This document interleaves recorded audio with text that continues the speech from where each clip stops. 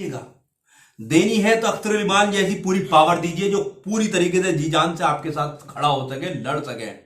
मैं बिहार वालों चलते चलते आप लोगों से गुजारिश कर रहा हूं, ये खाली आपका अपना इलेक्शन नहीं है, ये खाली आपकी अपनी मुस्तकबिल की लड़ाई नहीं है। शुरुआत वहां से जरूर है, मगर इस आग को जितना आप बढ़ाओगे उतना बढ़ेगी। इसमें जितना मजबूती आप वहां से करोगे, हिंदुस्तान के हर कोने कोने में उतनी मजबूती जाएगी। आपने अगर बिहार में 8 सीटें, 10 सीटें, 15 सीटें जिता के दिखाई, तो आने वाले टाइम में यूपी इलेक्शन है, उसके बंगाल इलेक्शन है, दिल्ली इलेक्शन है, आप देखिएगा उससे डबल सीटें यहां से निकलने की उम्मीद नजर आएगी। तो मगर फिर भी रोल मॉडल आइडियल हमारे बिहार वाले ही रहेंगे, क्योंकि बिहार वालों ने पार्टी को मजबूत किया। आपसे एक तरह एनर्जी मिलेगी हर स्टेट को कि हाँ भाई देखो, बिहार वालों ने एक बेहतर डिसीजन लिया ऑल इंडिया मजलिस इत्तेहादुल मुस्लिमीन के लिए, तो वो डिसीजन आज यूपी में भी काम कर रहा है, बंगाल में भी काम कर रहा है, दिल्ली में भी काम कर रहा है। तो मेरी राय में अस्सलाम वालेकुम मेरे अजीज साथी और दोस्तों, मैं मोहम्मद आरिफ सैफी, ऑल इंडिया मजलिस इत्तेहादुल मुस्लिमीन दिल्ली प्रदेश। जैसे कि आपको मालूम है, चुनाव का माहौल है दिल्ली में, रोज दसियों सभाएं हो रही हैं और तीखे बोलों से भी स्टेज को नवाजा जा रहा है, पब्लिक को खिताब किया जा रहा है। और तीखे बोलों में कई दफ़ा कई लोग अपनी मर्यादा तक भूल जाते हैं। जैसे कि अभी आपने देखा होगा, मस्तान आपने बंदे का शुद्दीन ओवैसी साहब के बारे में गलत लफ्ज़ इस्तेमाल किए हैं कि बंदे के हाथ पैर तोड़ के। बहरहाल उनकी औकात तो है नहीं, खैर उनके बारे में बात करनी भी मुनासिब नहीं है। उनको तो पब्लिक जिस दिन वोट डालेगी उनकी औकात उन्हें खुद दिखा देगी। इस बार मौजू है ज़रा दूसरा, मैं तवज्जो चाहूँगा आपका और ख़ास तौर से बिहार के वोटरों का। एक बारीकी सी बात है जिसके ऊपर रोशनी डालनी ज़रूरी है। मैं बताऊं क्या फ़र्क है ऑल इंडिया मजलिस इत्तेहादुल मुस्लिमीन में और जितनी भी सेकुलर जमातें हैं उनके अंदर। आप दोनों बातों में समझिएगा, या कह दीजिए मुस्लिम क़यादत वाले में। तो मुस्लिम क़यादत की हमें क्यों ज़रूरत पड़ी, हम उस पर भी बात करेंगे, और क्या बेनिफिट है उस पर भी बात करेंगे। मुस्लिम क़यादत में आप देखिएगा, या अपनी क़यादत में कह लीजिए, मैं दूसरे को किसी ये नहीं कहता कि उसके अंदर कुछ जज्बात है नहीं है, बहरहाल 3 या 4 पार्टियां हैं हमारे देश के अंदर जो वजूद में हैं अपनी क़यादत वाली। जैसे कि बदरुद्दीन अजमल साहब की पार्टी है, मुस्लिम लीग है, और आपका ऑल इंडिया मजलिस इत्तेहादुल मुस्लिमीन है, LDPI है, वगैरह वगैरह। आप ये मानिए, ये लोग अपने अपने स्टेटों में काम करते हैं।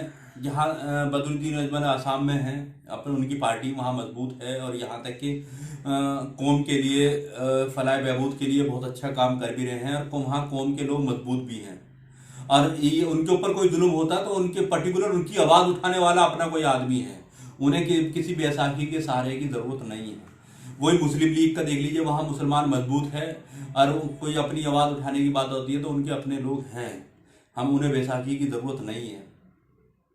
यही काम आ जाइए आप तेलंगाना के अंदर ऑल इंडिया मजलिस इत्तेहादुल मुस्लिमीन का, वहाँ अपनी क़यादत है, वहाँ मुसलमानों की मसाइल की बात करने वाले कोई है। उसके अलावा भी वहाँ पे गैर मुस्लिमों की भी उसी बेबाकी से आवाज़ उठाई जाती है जिस तरीके से मुसलमानों की। मगर कुल मिला के ये कह दीजिए हक की बात करने वाला कोई है। हमें कम से कम ऐसी जगह में बैसाखी की ज़रूरत नहीं है। ये इन पार्टियों में है जो अपनी क़यादत का जिन पे नाम आता है, मैं उनकी बात कर रहा हूं। अब आ जाइए सेकुलर पार्टियों की तरफ। हम सेकुलर जो पार्टियां जिन्हें कहा जाता है सेकुलर पार्टियां, उसमें कांग्रेस है, सपा है, BSP है, RJD है, ये सारी मतलब एक सेकुलर पार्टियों में इनका नाम शुमार होता है। मगर क्या फर्क है इनमें? देखिए, इनमें भी मुस्लिम चेहरे होते हैं, उन्हें ये लोग आगे करते हैं, मगर सिर्फ इस्तेमाल करने के लिए। वो बेबाकी से अपनी बात नहीं रख सकते, अपनी कौम के मसाइल पे बेबाकी से आवाज नहीं उठा सकते। अब आ जाइए, वोटों के टाइम इन्हें इस्तेमाल किया जा सकता है, जैसे कि इमरान प्रतापगढ़ी को आज की डेट में बिहार में इस्तेमाल कराया जा रहा है, कांग्रेस और आरजेडी मिलकर इस्तेमाल कर रहे हैं, और वहां ज्यादा इस्तेमाल कर रहे हैं जहां पे आज ऑल इंडिया मजलिस इत्तेहादुल मुस्लिमीन का अपना एक वर्चस्व बनता चला जा रहा है, एक वजूद नजर आ रहा है। वहां पर जाके उनको रोकने के लिए, उनके वोट कम करने के लिए, उन्हें हराने के लिए एक तरीके से लड़ा जा रहा है। आज वो अपने जीतने के लिए नहीं, एमआईएम को किसी भी तरीके से हराना है, चाहे भले ही उनकी तरफ से सिर्फ कोई भी आ जाए। क्योंकि आप देखिएगा, इमरान प्रतापगढ़ी किसी और पे हमला कम बोल रहा है, वो असदुद्दीन ओवैसी पे ज्यादा बोल रहा है। तो ये लोग जितनी भी सेकुलर पार्टी है, ऐसे चेहरों को आगे करते हैं। आप एक बार बताइए, इन जितनी भी पार्टियां हैं अपनी क़यादत की, वो लोग बेबाकी से बात रख लेते हैं, कल को ये लोग बात रख पाते हैं? भैया आपने देखा होगा, आरजेडी में बहुत मुस्लिम चेहरे रहे हैं, कभी खुला फ्रीडम हो गए अपनी बात रखी है। कांग्रेस में ऐसे रहे हैं, जैसे मौलाना इशरारुल हक साहब का अल्लाह ताला उन्हें जन्नत नसीब फरमाए, उन्होंने बात रखने की ट्रिपल तलाक पे कोशिश करी थी, मगर उनकी अपनी पार्टी ने उन्हें रोक दिया था। वो जज्बा रखते हैं, मगर उन्हें बोलने नहीं दिया जाता। अब आप फुल तरीके से ताकत दे दें या उन्हें एक कठपुतली के तौर पे अपने आप बीच में लाके खड़ा कर दें। अब जहां तक इमरान प्रतापगढ़ी की बात है, जो आजकल खूब बैरिस्टर असदुद्दीन ओवैसी पे तीखे हमले बोल रहे हैं, बदजुबानी भी इस्तेमाल कर रहे हैं, मैं उनके बारे में आपको मैं बता दूं, मैंने पिछली वीडियो में भी आपको बताया था, शायद थोड़ा सा मतलब कि मैं और इसे बेहतर तरीके से बताने की कोशिश करूंगा कि कुछ दिन पहले यहाँ एक वीडियो अलीगढ़ यूनिवर्सिटी की एक वीडियो वायरल हुई थी, जिसमें के कुछ स्टूडेंट की और इनकी इमरान प्रतापगढ़ी की बातें हो रही थी। उन्होंने सालाना जलसा था अलीगढ़ यूनिवर्सिटी में, इन्होंने उसको इनवाइट किया मुशायरे के लिए कि वहाँ पे एक इमरान साहब को बुलाया जाए। अलीगढ़ यूनिवर्सिटी के स्टूडेंट, यानी कि अपनी मुसलमानों की फक्र की जो यूनिवर्सिटी है, उनमें से एक अलीगढ़ का सबसे अव्वल नाम आता है, जिसपे हमें गर्व महसूस होता है। इनको एक इज्जत दी जा रही थी, मगर ये उस इज्जत को किस में तोलते हैं? चंद कोड़ियों में। ये वहां से 3 लाख रुपए की डिमांड करते हैं कि मेरे मुशायरे के लिए 3 लाख रुपए लगते हैं। अब वो स्टूडेंट कहां से देते?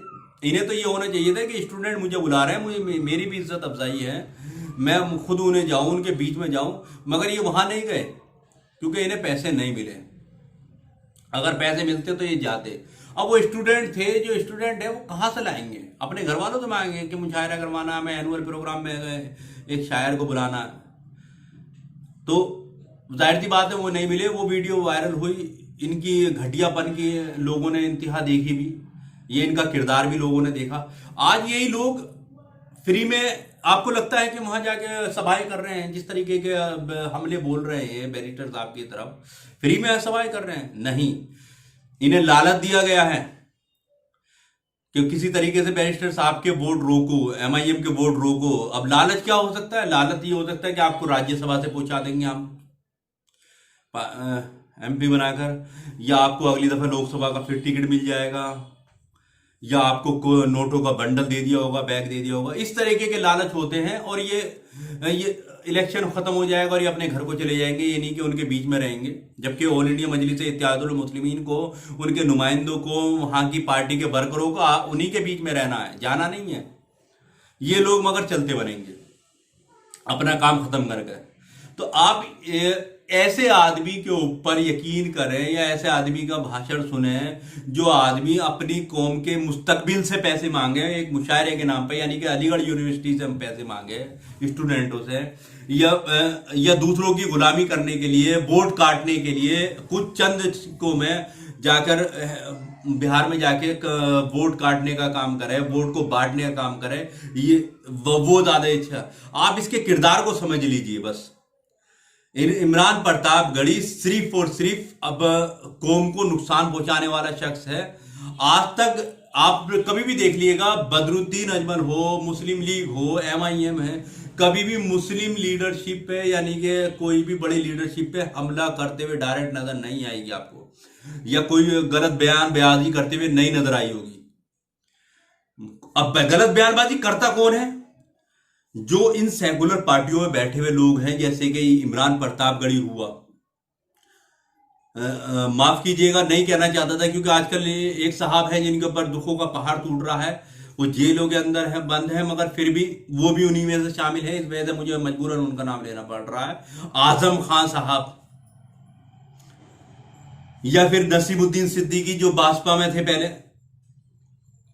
या ऐसे बहुत अनगिनत नाम है। मैं अब किस किस के आपको नाम बताऊंगा। ये लोग उन पार्टियों में रहकर कभी कौम के लिए कुछ काम मजबूती से कर नहीं पाए। अब ये इन्हें करने नहीं दिया या कर नहीं पाए, ये इन्हें ज्यादा बेहतर पता होगा। मगर वहां अधूरी ताकत जब भी रही, अधूरी पावर रही मुसलमानों के हाथ में। अब जो मुस्लिम क़यादत वाली पार्टियां हैं, इनके हाथ में पूरी पावर है। चाहे वो बदरुद्दीन अजमल हो, मुस्लिम लीग हो या MIM हो, इनके हाथ में पूरी पावर है अपनी कौम के लिए बिल्कुल फ्रीडम होकर बोलने के लिए, अपने मसाइल पे बिल्कुल फ्रीडम होकर बात करने के लिए। इन्हें किसी से पूछने के लिए जरूरत नहीं है, इन्हें किसी से इजाजत लेने की जरूरत नहीं है। अगर इन्हें ट्रिपल तलाक पे बोलना है तो खुला बोलेंगे, डंके की चोट पे बोलेंगे। इन्हें अगर बाबरी मस्जिद पे बोलना है तो खुला बोलेंगे, किसी से पूछने की जरूरत नहीं है। मगर क्या इन पार्टियों में रहने वाले लोग पूछ पाते हैं? और अब मैं बताऊं, इन्हीं पार्टियों में से ही जीते हुए नुमाइंदे बीजेपी जैसी सरकार बनवाते हैं। वो कैसे बनवाते हैं ये भी समझिए आप अक्सर अमूमन देखिएगा, कभी कांग्रेस में से बिक के बीजेपी में चले गए, वहां इतने तो बिक गए, इतने लोग चले गए। कभी बदले के सपा में से चले गए, कभी बसपा में से चले गए, कभी RJD में से चले गए। मतलब खरीद फरोख्त इन्हीं लोगों में से ज्यादा होती है। अब ये लोग क्या करते हैं, उनमें बिककर कहीं ना कहीं डायरेक्ट इनडायरेक्ट बीजेपी की सरकार बनवा देते हैं। तो अंदर खाने क्या किसकी सेटिंग है ये नहीं पता। मगर कभी ऑल इंडिया मजलिस इत्तेहादुल मुस्लिमीन का नुमाइंदे नहीं देखे होंगे आपने बिकते हुए। कभी बदरुद्दीन अजमल के नुमाइंदों का नाम नहीं सुना होगा आपने। मगर ये लोग एक दूसरे पे तनकीद नहीं करते, क्योंकि इन्हें मालूम है वो अपने अपने स्टेट में अपनी कौम के लिए बेहतर काम कर रहे हैं। मगर ये जितने भी सेकुलर पार्टी के में नुमाइंदे हैं, मुस्लिम खासतौर से, ये अपने आप को ईमानदार, कौम परस्त और पूरा तरीके से कौम के लिए मर मिटने वाला दिखाते हैं। जबकि जब आपको जरूरत होती है तो ये बेचारे खामोशी इख्तियार करने के अलावा कुछ नहीं कर पाते। मैं आपको एक जीता जागता सा एग्जाम्पल बताऊंगा, बहुत जीता जागता एग्जाम्पल। कुंवर दानिश अली जो भाजपा में MP हैं यूपी से, उन्हें पार्टी अध्यक्ष बना दिया जाता है लोकसभा का।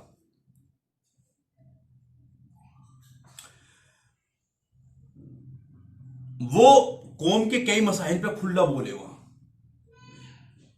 एक पे बोले, दो पे बोले, दूसरी तीसरी या चौथी दफा शायद बोलने का नंबर आया था। खरदेसी उनको उससे उस पद से इस्तीफा दिलवा दिया और उनकी जगह दूसरे को बना दिया।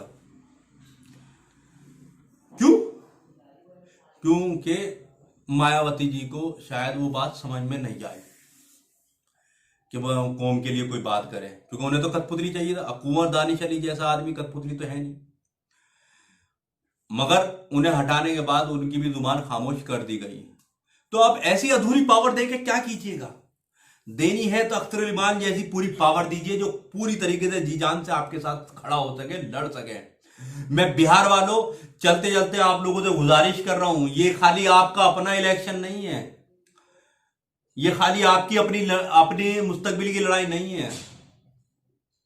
शुरुआत वहां से जरूर है, मगर इस आग को जितना आप बढ़ाओगे उतना बढ़ेगी। इसमें जितना मजबूती आप वहां से करोगे, हिंदुस्तान के हर कोने कोने में उतनी मजबूती जाएगी।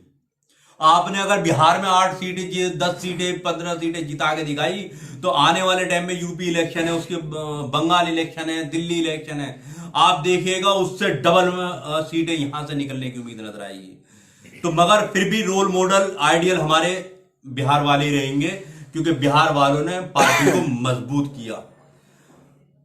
आपसे एक तरह एनर्जी मिलेगी हर स्टेट को कि हाँ भाई देखो, बिहार वालों ने एक बेहतर डिसीजन लिया ऑल इंडिया मजलिस इत्तेहादुल मुस्लिमीन के लिए।